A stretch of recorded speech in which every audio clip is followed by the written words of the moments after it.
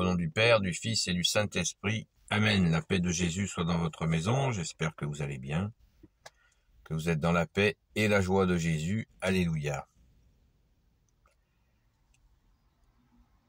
Aujourd'hui, c'est l'Évangile selon saint Marc, chapitre 16.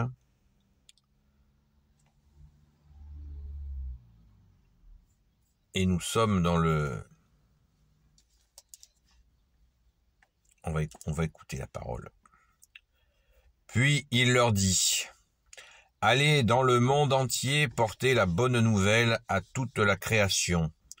Celui qui croira et sera baptisé sera sauvé. Celui qui ne croira pas sera condamné. Voici les signes qui accompagneront ceux qui auront cru. Par mon nom, ils chasseront les démons et parleront des langues nouvelles. Ils saisiront les serpents, et s'ils boivent un poison mortel, il ne leur fera aucun mal. Ils imposeront les mains aux malades, et ils seront guéris. » Après leur avoir parlé, le Seigneur Jésus fut enlevé au ciel, et il s'assit à la droite de Dieu.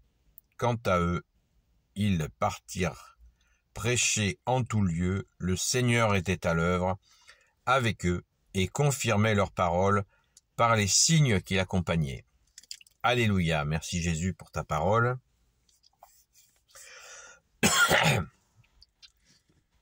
Eh bien, nous avons là l'envoi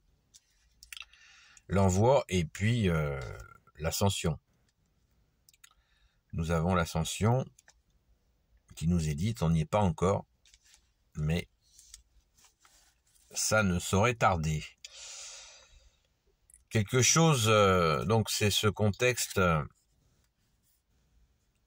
de notre bien-aimé Jésus, quand il donne à ses apôtres, il les envoie. Il les envoie et on va s'attarder, je vous propose qu'on s'attarde sur le verset 17. Voici les signes qui accompagneront ceux qui auront cru. Par mon nom, ils chasseront les démons et parleront de langues nouvelles. Nous avons là la démonstration que parler des langues nouvelles, ça n'est pas le parler en langue tel qu'il est pratiqué par certains, qui est en fait une glossolalie, croient parler la langue de l'Esprit Saint, mais ce n'est pas ça. Voilà, la glossolalie, c'est un chant qui peut être joli, mais qui est humain, quoi. Qui est humain, c'est pas l'Esprit Saint qui chante. Voilà, précision importante. Et ils parleront des langues nouvelles, c'est-à-dire que ce qui s'est passé à la Pentecôte, quand les apôtres ont reçu la force d'en haut, pour reprendre la parole de l'Évangile exact, eh bien, ils se sont mis à parler des langues nouvelles, c'est-à-dire que ils parlaient ceux qui étaient juifs et qui parlaient pas le grec, certains se sont mis à parler le grec, d'autres le syrien, etc., etc. Voilà, sans l'avoir appris. Et c'est effectivement, ils avaient reçu la force d'en haut, et bien sûr l'Esprit Saint, sachant que l'Esprit Saint, Jésus leur a déjà soufflé. Le soir, rappelez-vous, le soir de la résurrection, vers 20h, Jésus arrive et il dit aux apôtres, la paix soit avec vous. Bien sûr, c'est toi, bien-aimé Jésus, la paix. Donc, ne vous inquiétez pas, Jésus leur dit, je suis là. Et la parole dit, il souffla sur eux l'Esprit Saint. Mais la Pentecôte, c'est la force d'en haut qu'ils vont recevoir. Ça, c'est la Pentecôte, c'est après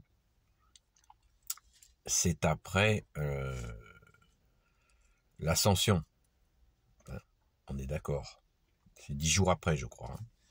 Donc, les langues nouvelles, ne nous méprenons pas à courir derrière des gens qui essayent de s'essayer au parler en langue. Déjà, on ne se déclare pas soi-même apôtre. Et ils s'essayent au parler en langue, croyant que Voilà, ils vont le recevoir, ce don de parler la langue, une langue mystérieuse. Mais non, voilà, c'est un truc humain, donc ne courez pas après ça, ça sert à rien. Saint Paul l'a expliqué d'une façon un petit peu, pas directement comme il en a souvent l'habitude, parce que c'était les premières communautés et il voulait pas froisser trop, mais il disait que ça servait pas à grand chose, quoi, pour faire court. Hein. J'ai fait quelques vidéos sur le sujet. J'essaierai de les retrouver, de vous les mettre dans la description ou dans les commentaires ou dans les deux. Par mon nom, ils chasseront les démons. Tiens, encore. Ça, on a l'habitude. Merci Jésus, que tu as donné à tes apôtres et même à certains disciples que tu as envoyés aussi. Cette capacité. Ils saisiront les serpents. Alors les serpents, je pense qu'on peut le comprendre. Hein, dans bien, il y a les serpents qui se promènent dans l'herbe, et puis il y a les serpents humains. Hein, les gens qui sont sinueux. Ils les saisiront pour les confondre. S'ils boivent un poisson mortel, il ne leur fera aucun mal. Ils imposeront leurs mains aux malades, ils seront guéris. Alléluia, merci Jésus, quelle grâce. Après leur avoir parlé, le Seigneur Jésus fut enlevé au ciel et il s'assit à la droite de Dieu. Quant à eux, ils partirent prêcher en tout lieu. Le Seigneur était à l'œuvre avec eux et confirmait leurs paroles et les signes qui l'accompagnaient. Le démarrage, donc c'est le démarrage de la chrétienté qui est accompagné de tous ces signes qui font des milliers et des milliers et des milliers de conversions, des dizaines de milliers de conversions. C'est absolument magnifique, on ne peut que rendre grâce. Et n'oublions jamais que Jésus leur dit « Allez dans le monde entier, porter la bonne nouvelle à toute la création. » Toute la création, hein, c'est absolument aller dans le monde entier et apporter la bonne nouvelle à toute la création. C'est plus réservé, c'est fini. C'est fini, c'est la nouvelle alliance. Tout le monde peut la recevoir. Alors attardons-nous un petit peu sur un sujet délicat ou qui est mal compris par certains. Celui qui croira sera baptisé, sera sauvé.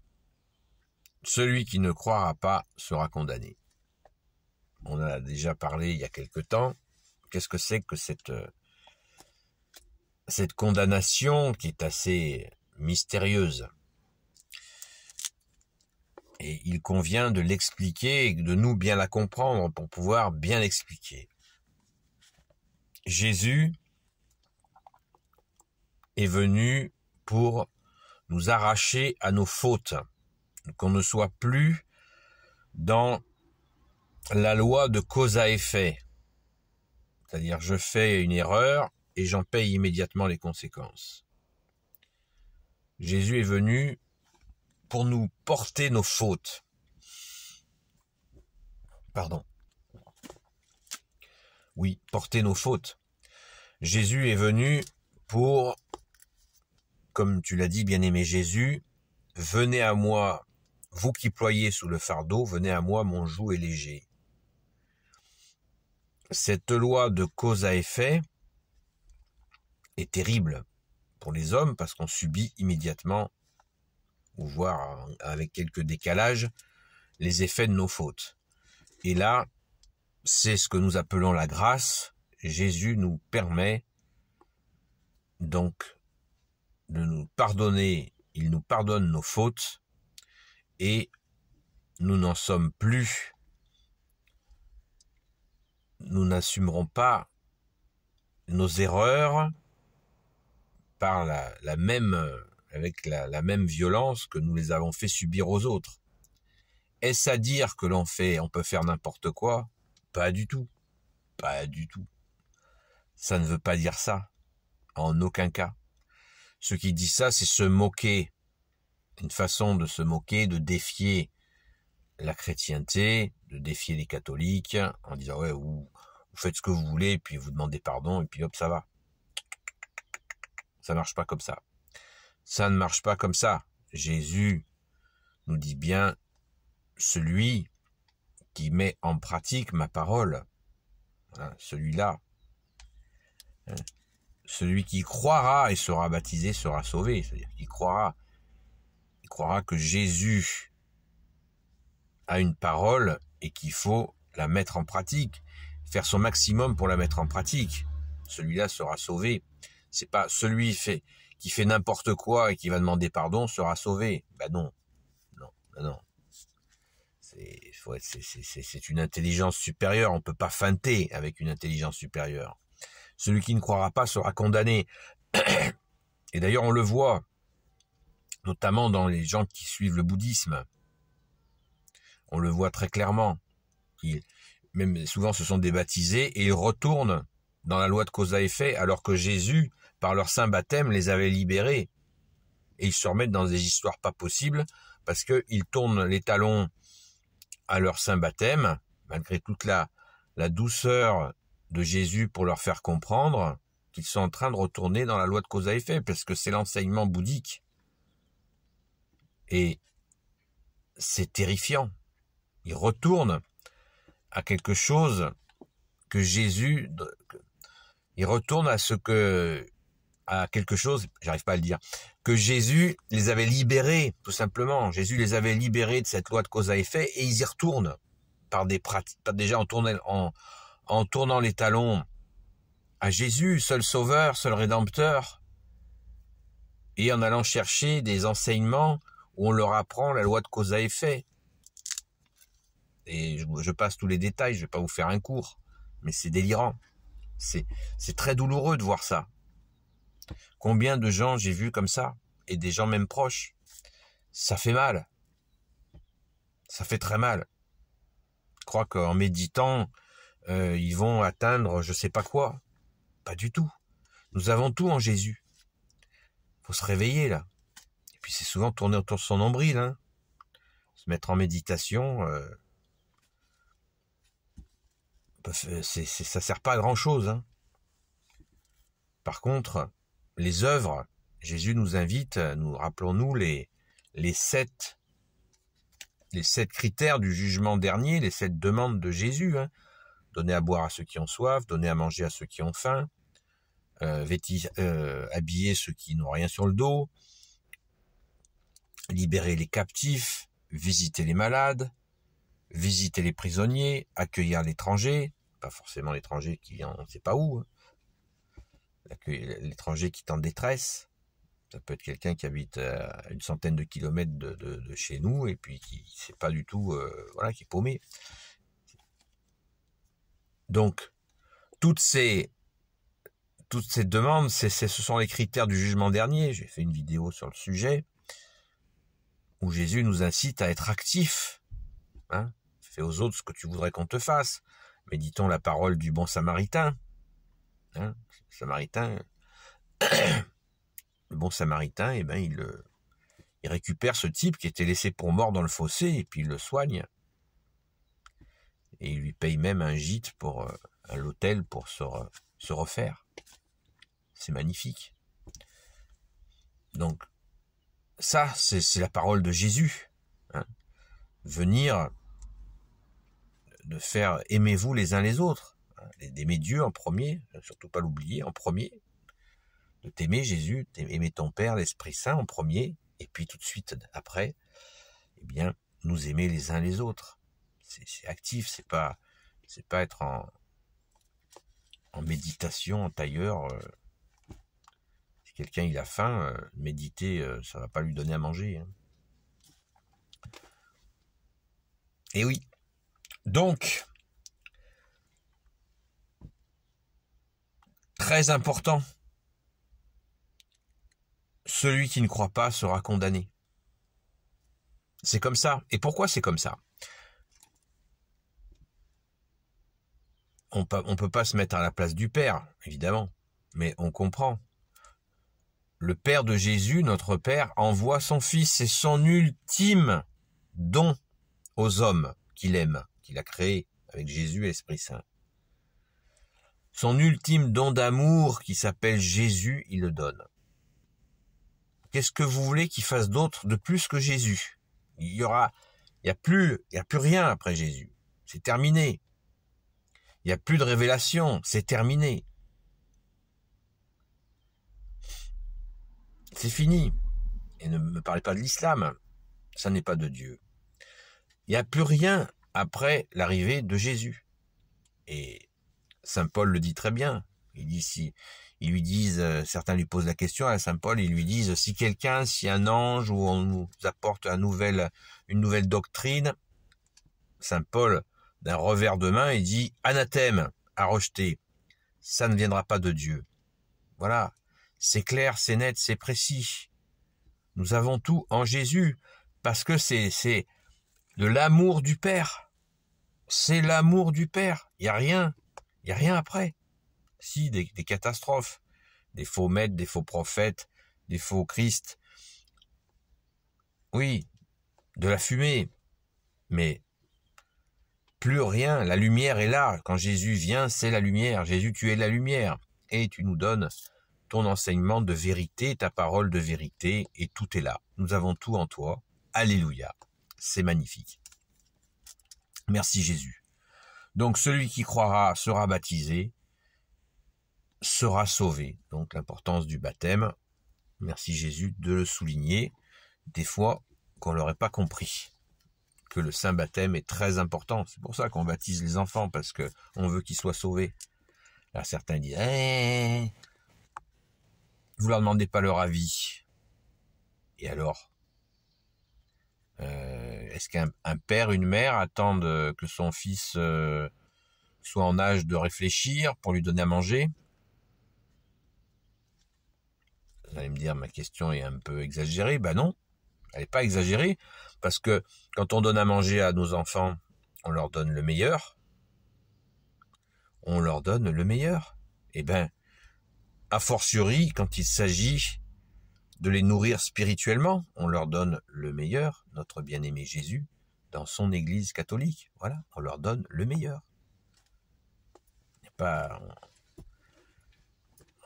On va pas leur demander leur avis sur ce que nous savons de meilleur.